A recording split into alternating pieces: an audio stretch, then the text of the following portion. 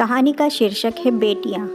लड़कियों के स्कूल में आने वाली नई टीचर खूबसूरत और शैक्षणिक तौर पर भी मजबूत थी, लेकिन उसने अभी तक शादी नहीं की थी। सब लड़कियां उसके इर्द गिर्द जमा हो गई और मजाक करने लगी कि मैडम, आपने अभी तक शादी क्यों नहीं की। मैडम ने दास्तान कुछ यूँ शुरू की। एक महिला की 5 बेटियां थीं। पति ने उसको धमकी दी कि अगर इस बार भी बेटी हुई तो उस बेटी को बाहर किसी सड़क या चौक पर फेंक आऊँगा। ईश्वर की मर्जी की छठी बार भी बेटी पैदा हुई। पति ने बेटी को उठाया और रात के अंधेरे में शहर के बीचों बीच चौक पर रखाया। माँ पूरी रात उस नन्ही सी जान के लिए दुआ करती रही और बेटी को ईश्वर के सुपुर्द कर दिया। दूसरे दिन सुबह पिता जब चौक से गुजरा तो देखा कि कोई बच्ची को ले नहीं गया। बाप बेटी को वापस घर ले आया। दूसरी रात फिर बेटी को चौक पर रखाया, लेकिन रोज़ यही होता रहा।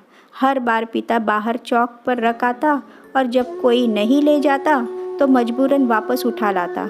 यहाँ तक कि उसका पिता थक गया और तब ईश्वर की मर्ज़ी पर राज़ी हो गया। फिर ईश्वर ने कुछ ऐसा किया कि 1 साल बाद माँ फिर पेट से हो गई और इस बार उनको बेटा हुआ। लेकिन कुछ ही दिन बाद बेटियों में से एक की मौत हो गई। यहाँ तक कि माँ 5 बार फिर पेट से हुई और 5 बेटे हुए, लेकिन हर बार उसकी बेटियों में से एक इस दुनिया से चली जाती। इस प्रकार 5 बेटे जन्मे और 5 बेटियां ईश्वर को प्यारी हो गई। अब 5 भाइयों के बीच सिर्फ एक ही बेटी जिंदा बची और वो वही बेटी थी जिससे बाप जान छुड़ाना चाह रहा था। माँ भी इस दुनिया से चली गई। इधर 5 बेटे और 1 बेटी, सब बड़े हो गए। टीचर ने कहा, पता है वो बेटी जो ज़िंदा रही वो कौन है? वो मैं हूँ। और मैंने अभी तक शादी इसलिए नहीं की क्योंकि बाप इतने बूढ़े हो गए हैं कि अपने हाथ से खाना भी नहीं खा सकते और कोई दूसरा नहीं जो उनकी सेवा करे।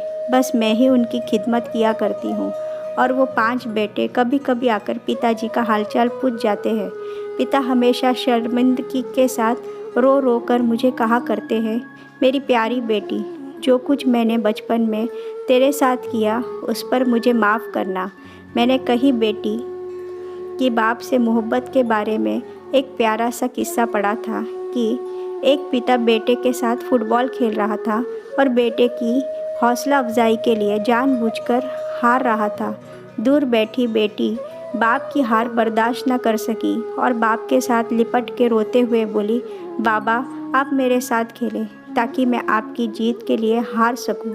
सच ही कहा जाता है कि बेटी तो माँ बाप के लिए रहमत होती है।